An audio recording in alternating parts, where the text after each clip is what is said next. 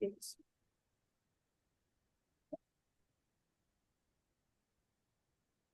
All right.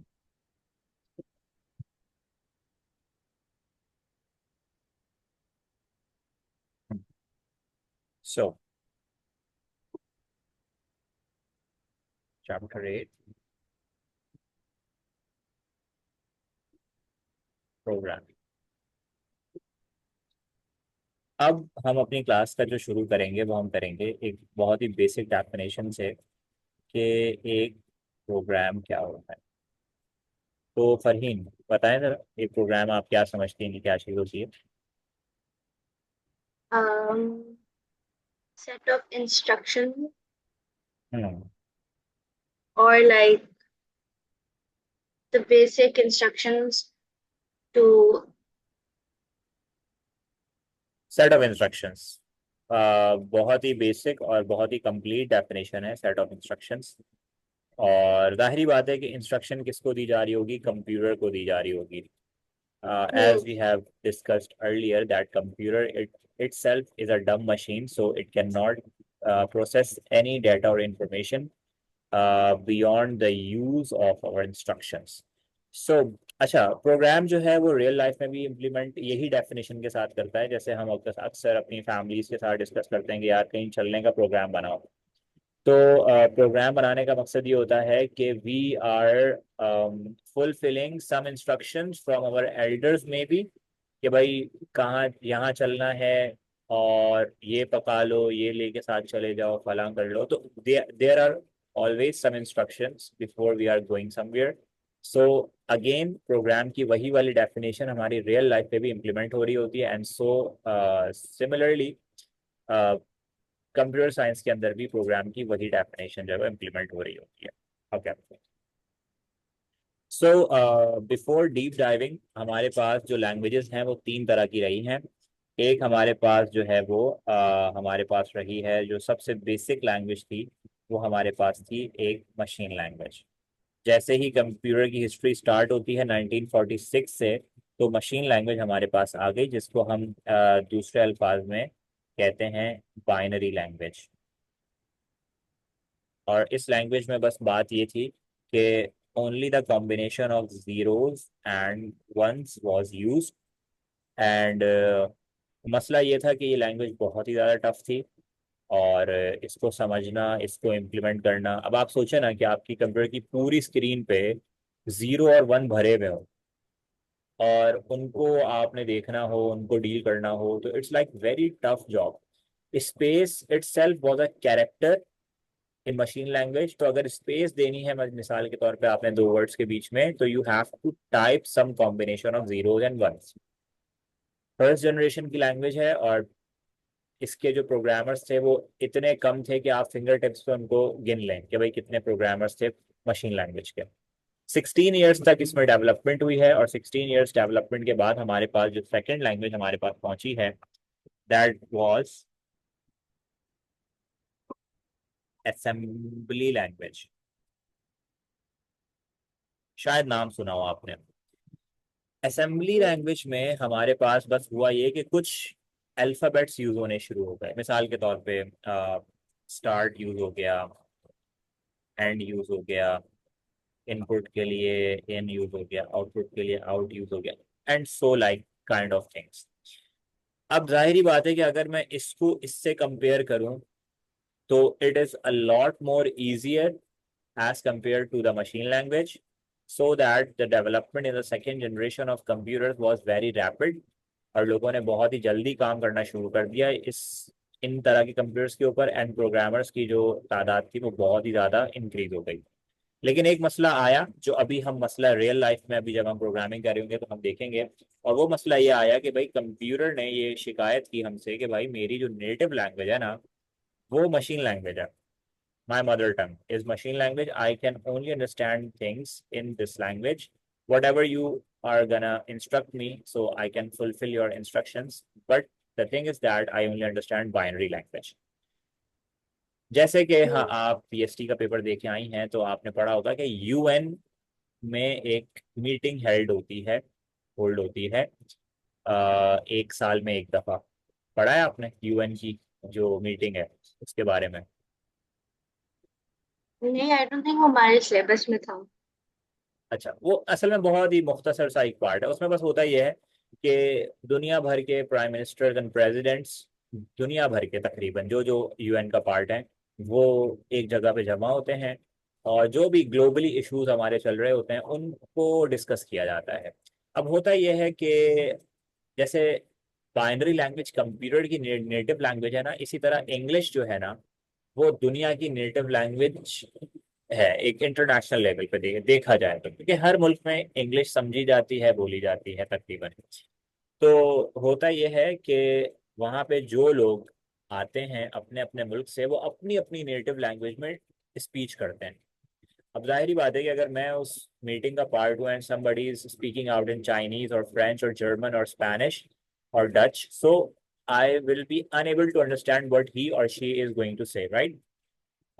या। फिर होता क्या है, फिर होता यह है कि वो अपने साथ एक बंदा लेके आते हैं, और उस बंदे का नाम होता है translator.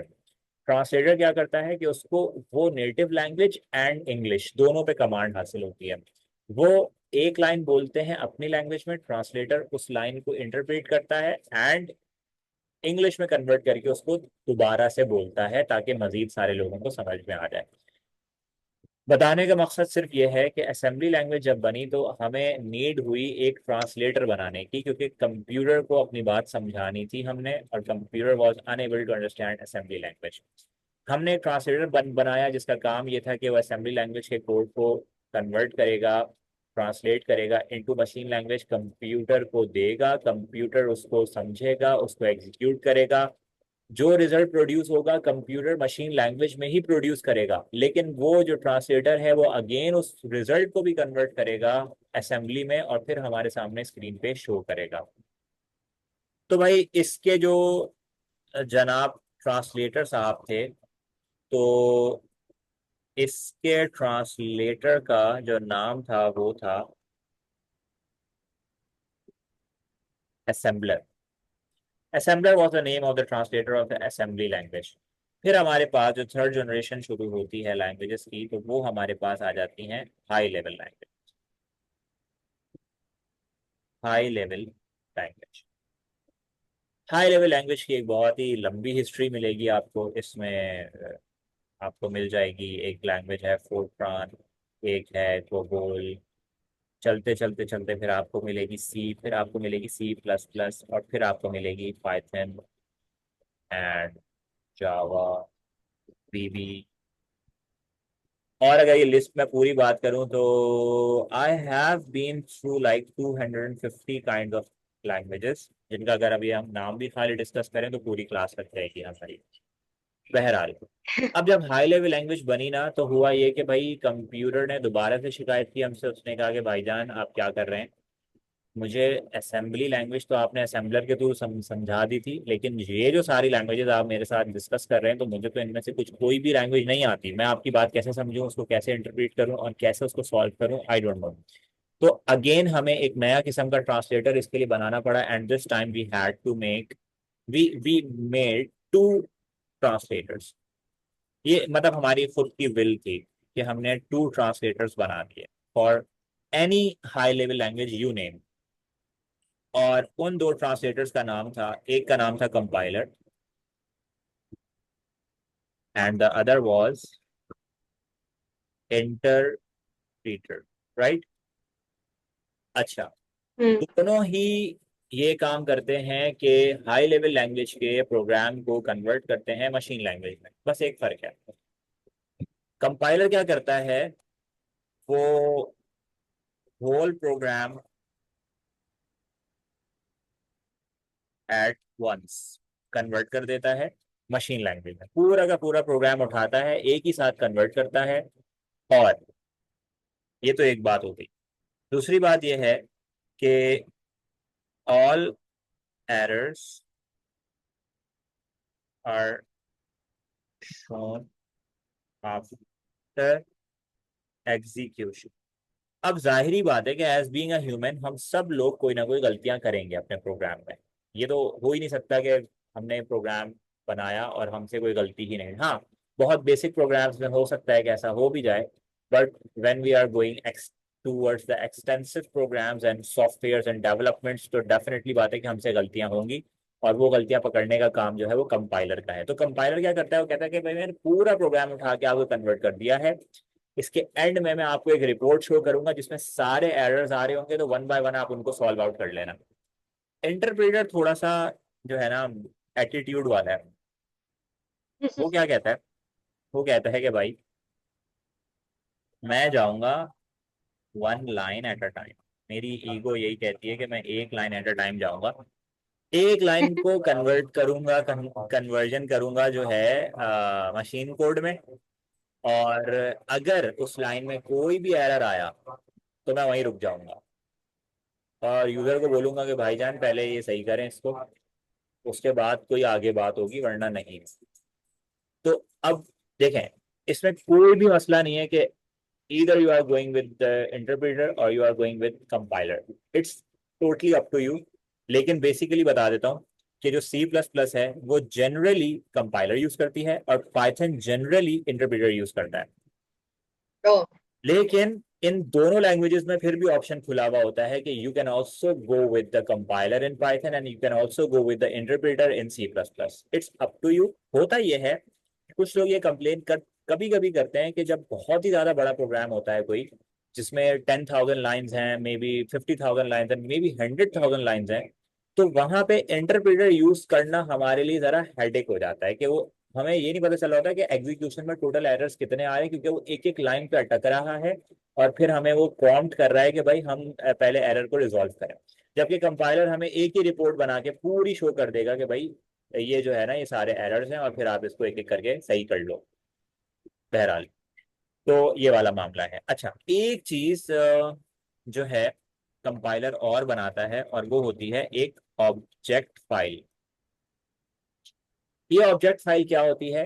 The intermediate form of your code which was जो कि हेक्स कोड में भी हो सकता है, कुछ लैंग्वेजेस उसको मशीन कोड में भी करती हैं, कि जो अभी आपका कोड कन्वर्ट या तो हुआ था मशीन लैंग्वेज में, और या जो इंटरमीडिएट फॉर्म होती है हेक्स कोड की, जो कि आपने चैप्टर नंबर 1 में पढ़ा होगा कि all the error codes are now first converted into hex code, जो कि आस्की कोड का ही एक पार्ट था और यूनिकोड का।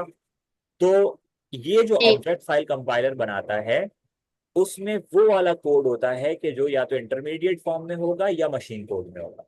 और ये क्यों बनाता है? There could be multiple reasons for that, but on this time we are not discussing any of them, क्योंकि फायदा नहीं है, हमारा कोई यूज नहीं है कि भाई वो क्यों बनाता है और कौन से लोगों को उसकी क्या काम होता है। मोस्टली जो एक हैकर वाले माइंडसेट का बंदा होता है ना, जिसको चीजों के अंदर इंटरवीन करने का शौक है, तो वो इस तरह के कोड्स को डायरेक्टली मैनिपुलेट कर सकता है, जो कि ऑब्जेक्ट फाइल के अंदर होते हैं।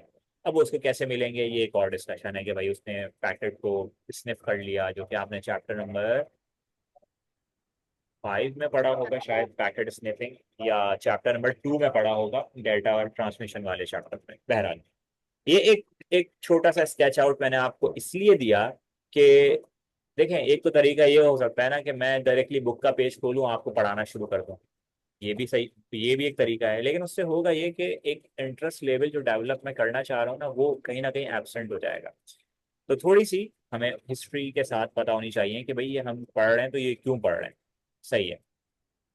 अब आते हैं आज के जो मेन थीम था क्लास का, वो क्या था, वो हम डिस्कस कर रहे हैं। मैंने कहा कि मैं आपको कंपैरिजन में दो चीजें लेके चलूंगा। एक हम यूज करेंगे अपने क्लास में C++, और एक कंपैरिजन में हम यूज करेंगे पाइथन। और अच्छा है कि दोनों के प्रोग्राम एक ही पेज पे, एक ही आमने सामने लिखे जाएंगे, तो एक ज्यादा आपको समझ में आएगी कि मैं क्या बात कर रहा हूँ। Let's start. ओके। मैं एक बेसिक दोनों दोनों का प्रोग्राम बनाता हूँ और फिर मैं आपको एक्सप्लेन करता हूँ कि ये क्या क्या मतलब है इसका।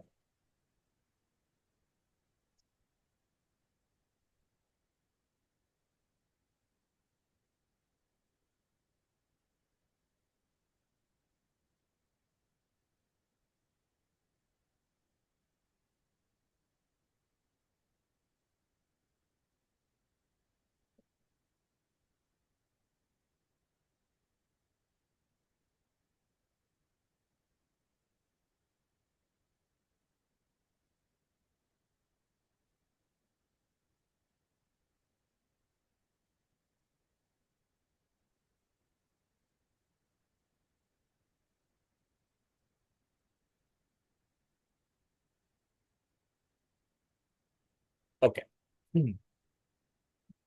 अब देखें, ये मैंने, पहले मैं इसका आउटपुट भी बता दूं बल्कि आपको कि इस प्रोग्राम का जो मैंने बनाया है इसका आउटपुट स्क्रीन पे क्या आने वाला है। इसका आउटपुट स्क्रीन पे आएगा, बस ये आएगा स्क्रीन पे, ठीक है। अच्छा, अब इसका क्या मतलब, देखो, कोई भी हाई लेवल लैंग्वेज होती है ना, तो हम्म।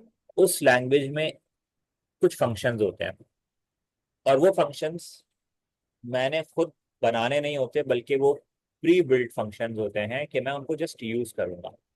भाई मिसाल के तौर पे, आप कोई मैथ्स का सवाल सॉल्व कर रही हैं जहां पे आपको मिल गई एक ऐसी टर्म, एक ऐसी इक्वेशन जो कि पावर टू की इक्वेशन है। पावर टू की इक्वेशन सॉल्व करने के हमारे पास तीन मेथड होते हैं, जिनमें से एक होता है कि हम उसको फैक्टराइज कर लें, यानी कि मिडिल टर्म को ब्रेक कर लिया जाए। सेकंड होता है कि हम उसको क्वाड्रेटिक फॉर्मूले पे यूज कर लें, और थर्ड होता है कि हम उसको कंप्लीटिंग द स्क्वायर वाले मेथड से सॉल्व कर लें। अब जब मैं क्वाड्रेटिक फॉर्मूला अप्लाई करता हूँ अपने किसी सवाल में, तो मुझे क्वाड्रेटिक फॉर्मूले को डिराइव नहीं करना पड़ता। यानी मैं ये नहीं बता रहा होता कि क्वाड्रेटिक फॉर्मूला कैसे बना, और यानी अगर आप समझें कि मैथमेटिकली क्वाड्रेटिक फॉर्मूले की एक बहुत बड़ी डेरिवेशन है कि डिराइव कैसे हुआ। क्योंकि जब भी कोई मैथमेटिकली कोई रूल अप्रूव होता है तो it takes a lot lot of time. जो मैथमेटिशियन होता है जिसने वो फॉर्मूला दिया होता है, भाई उसको हर तरह के सिनेरियो पे अपने फॉर्मूले को रख के प्रूव करना होता है कि किसी भी सिचुएशन में ये फॉर्मूला मेरा एक्यूरेट रिजल्ट दे पाएगा। इस बात का अंदाजा है ना आपको? तो जी। अब, लेकिन मैं जब उस फॉर्मूले को यूज करूंगा तो I just use that formula, I don't derive that formula from anything. यही सेम कॉन्सेप्ट है एक हाई लेवल लैंग्वेज के अंदर, कि एक हाई लेवल लैंग्वेज के अंदर जब वो लैंग्वेज बनी थी तो उसके बनाने वाले ने उसके बहुत सारे फंक्शंस बनाए। जब उसके फंक्शंस बनाए तो जाहिरी बात है कि कंप्यूटर को कोई भी चीज समझ में नहीं आती, हर चीज समझानी पड़ती है। तो उसने एक एक फंक्शन कंप्यूटर को समझाया, जिसको हम कहते हैं कि फंक्शन की डेफिनेशन। फंक्शन को डिफाइन किया उसने कंप्यूटर के सामने।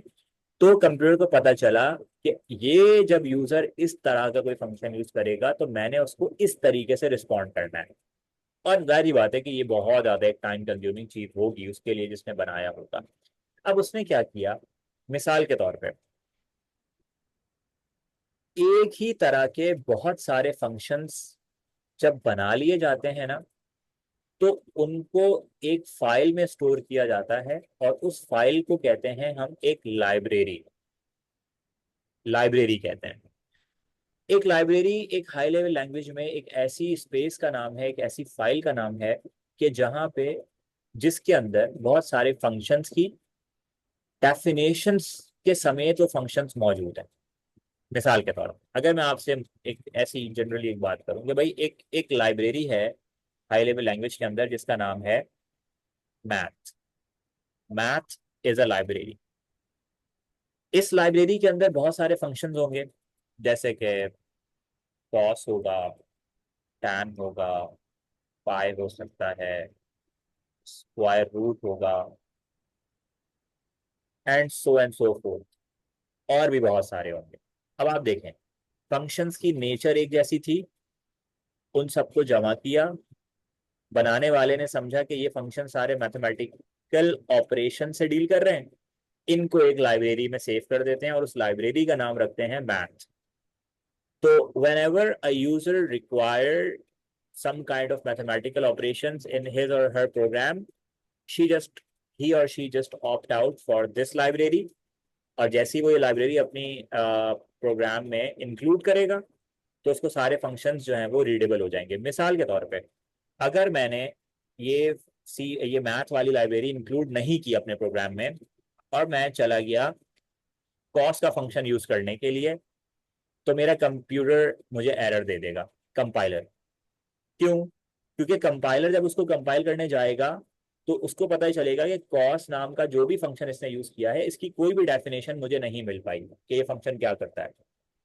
और इसकी वजह क्या होगी? क्योंकि मैंने वो स्पेसिफिक लाइब्रेरी इंक्लूड नहीं की अपने प्रोग्राम में। So that's why this function is unknown to the compiler. क्या ये बात समझ में आई आपको? जी। लाइब्रेरी की बात आपको कुछ हद तक क्लियर है? तो हम आगे चलेंगे। ओके। क्लियर है कि हमने ऐड नहीं किया तो उसकी वजह से वो हाँ, लेकिन होगा ही लाइब्रेरी नहीं। होती क्या है ये भी क्लियर है आपको कि लाइब्रेरी क्या होती है, जी जिसमें जी। एक नेचर के बहुत सारे फंक्शंस, या बहुत थोड़े भी हो सकते हैं, बहुत ज़्यादा भी हो सकते हैं, फंक्शंस होते हैं मौजूद। ये कोई ज़रूरी नहीं है, ये just it is the part of someone's organization कि how he sorted out, how he organize the data. तो उसने लाइब्रेरी अलग अलग बना ली, वरना अगर वो एक ही लाइब्रेरी के अंडर में सारे फंक्शन भी रख देता तो भी ठीक था, हो सकता है ये भी।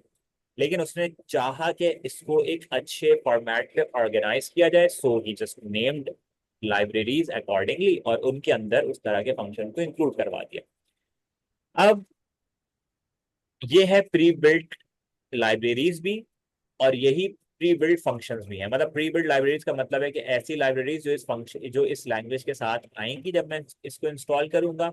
और प्री बिल्ट फंक्शंस का मतलब यह है कि इस लाइब्रेरीज के अंदर जो भी फंक्शन होंगे जो अपने डेफिनेशन के साथ मौजूद हैं, तो वो सारे मैं जब चाहे यूज कर सकता हूँ, मुझे किसी को फंक्शन को डिफाइन नहीं करना पड़ेगा। But there is always a room for development. तो हर तरह की लैंग्वेज में ये दोनों प्रोबेबिलिटीज होती हैं कि a user can create his or her own library as well as his or her own functions. ये वाली स्पेस हर लैंग्वेज में आपके लिए मौजूद है। कि समटाइम्स इट कुड हैपन कि जो आप चाह रहे हो कि यार ऐसा एक फंक्शन होता, काश, पर वो नहीं है, तो एक प्रोबेबिलिटी उसकी ये निकलेगी कि भाई मैं फंक्शन खुद बना लूं। और अब आप सोचो कि यार इतने सारे फंक्शन हैं जो नहीं है, तो आप सारे फंक्शन बनाओ खुद से, और उनके लिए एक एक लाइब्रेरी बना दो। और एक लाइब्रेरी बना के या तो अपने पास स्टोर कर लो, या बहुत सारी मल्टीपल वेबसाइट्स हैं जहाँ पे आए दिन जो प्रोग्रामर्स हैं, डेवलपर्स हैं, वो अपनी कुछ भी नई क्रिएट करती हुई चीज़ जो है वो अपलोड करते हैं फ्री फ्री में, ताकि जो न्यू या अपकमिंग प्रोग्रामर्स हैं, वो अगर कोई चीज़ सर्च आउट कर रहे हो तो उनको गूगल के थ्रू जो है वो वहां तक पहुंचा दिया जाए, और उनको वो जो चाह रहे हैं उनको उस तरह की चीज़ कोई फ्री में मिल जाए। जस्ट लाइक एक सोशल वेलफेयर के तौर पे जो है वो ये वाला काम किया जा रहा होता है। अब आते हैं इस प्रोग्राम के ऊपर। भाई देखें, सी प्लस प्लस में जो ये हैश इंक्लूड का लाइन है ना, तो हैश इंक्लूड हम तब लिखते हैं कि जब हमें कोई लाइब्रेरी इंक्लूड करानी होती है। तो उसको लिखने का तरीका होता है कि हैश इंक्लूड लिखो। हैश को वैसे बता देता हूं कि हम प्री प्रोसेसर डायरेक्टिव बोलते हैं जस्ट इस हैश को। प्री प्रोसेसर डायरेक्टिव क्या मतलब? प्री का मतलब होता है पहले से, प्रोसेसर को डायरेक्टिव दे दो, क्या मतलब कि प्रोसेसर को बता दो कि जैसे ये हैश लगा है ना, तो अब प्रोसेसर को बता दो कि भाई यूजर अब कोई ना कोई इंस्ट्रक्शंस देगा, सो बी प्रिपेयर्ड फॉर दैट। ये वाली बात है इस हैश के अंदर खाली। ये प्री पहले से प्रोसेसर को डायरेक्ट कर रहा है कि you just get ready, so some instructions are being forwarded to you, तो तुमने उसको प्रोसेस करना होगा। इंक्लूड का लिटरल मतलब यूज हुआ है यहाँ पे इंक्लूड करना। फिर आप ये वाले ब्रैकेट्स खोलेंगे जिसको हम ग्रेटर देन और लेसर देन वाले ब्रैकेट खोल बोलते हैं, दोनों खोलेंगे। और इसके बीच में जो भी नाम लिखा हुआ होगा ना, दिस इज अ लाइब्रेरी। यहाँ पे जो लाइब्रेरी हमने यूज की है that is IO stream, which basically means input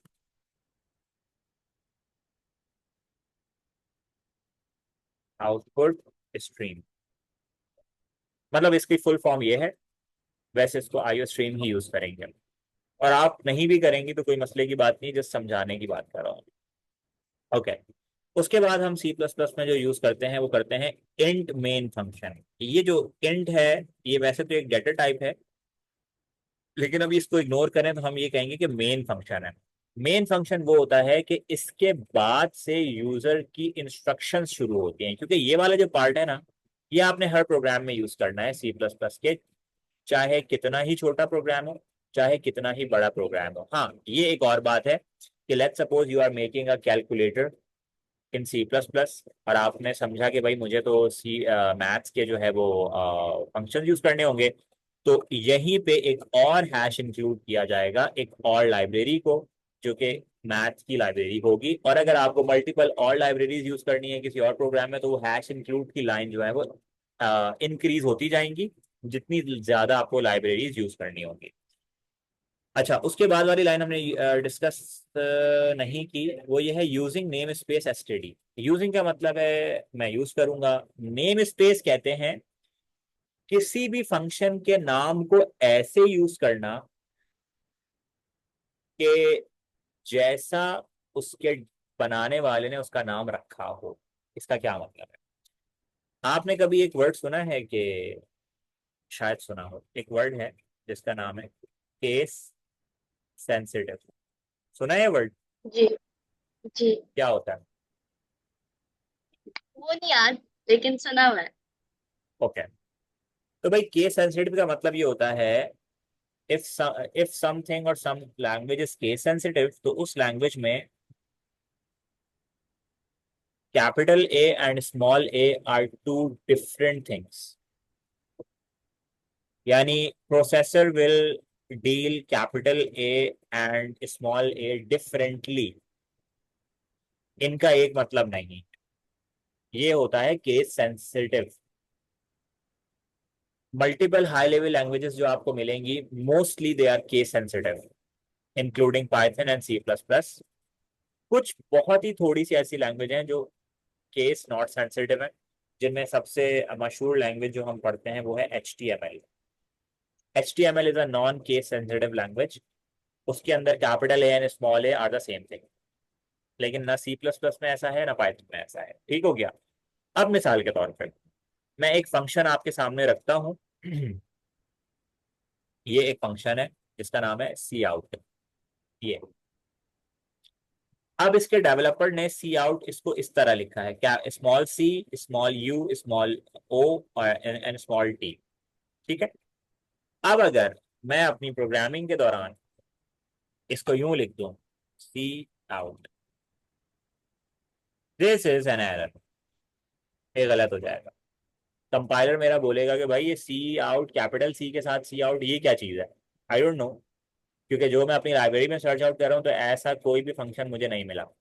तो पता ही चलेगा कि क्यों नहीं मिला, क्योंकि C plus plus is a case sensitive language.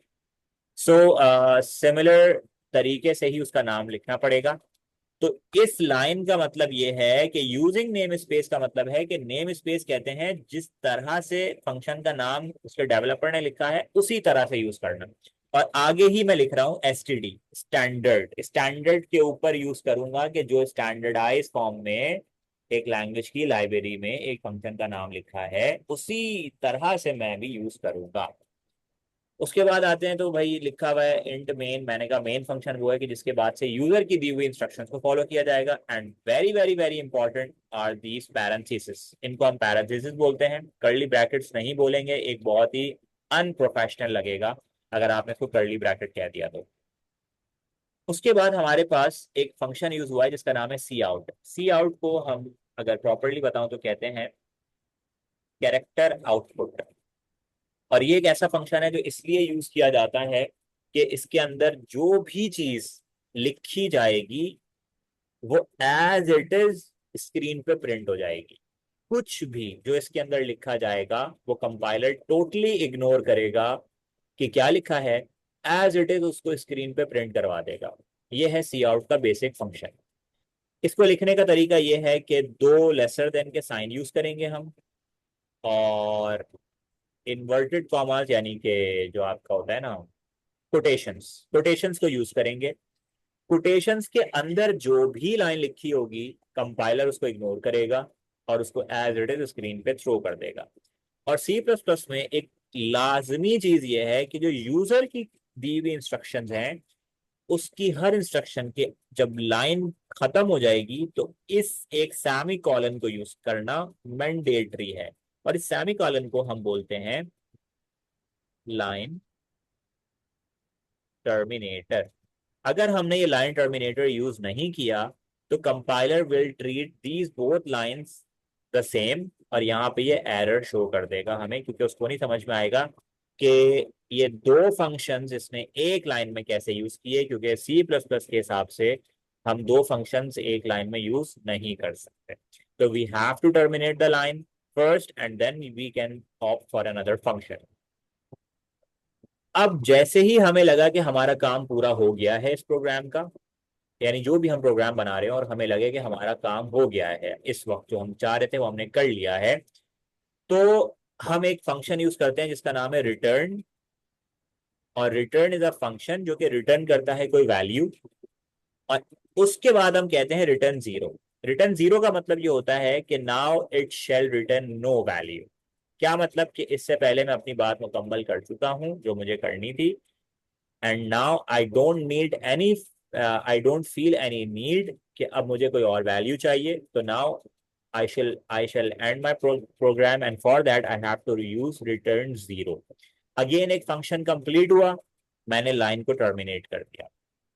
Line को टर्मिनेट करने के बाद जब मेरा प्रोग्राम बिल्कुल से खत्म हो जाएगा, तो मैं, जब जाहिर बात है कि एक दफा पैरेंथेसिस खुले हैं तो एक दफा पैरेंथेसिस बंद भी होंगे, और जितनी दफा प्रोग्राम के बीच में पैरेंथेसिस खुलेंगे उतनी दफा बंद किए जाएंगे। ये हम तब डिस्कस करेंगे जब हम इफ एल्स के स्टेटमेंट को पढ़ रहे होंगे।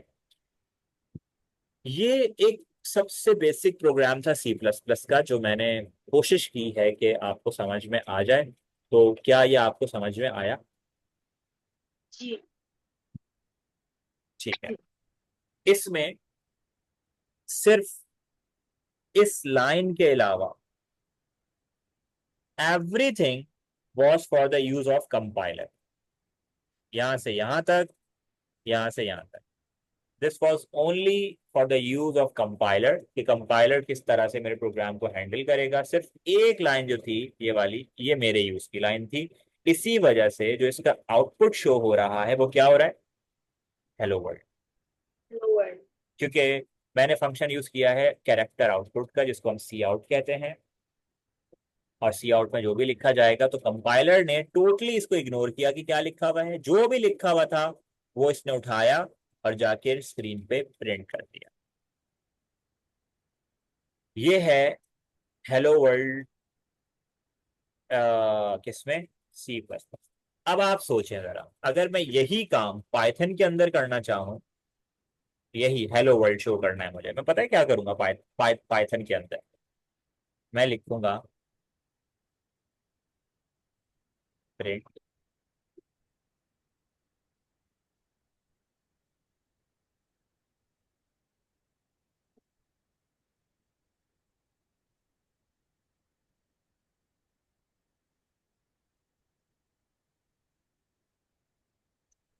ये देख,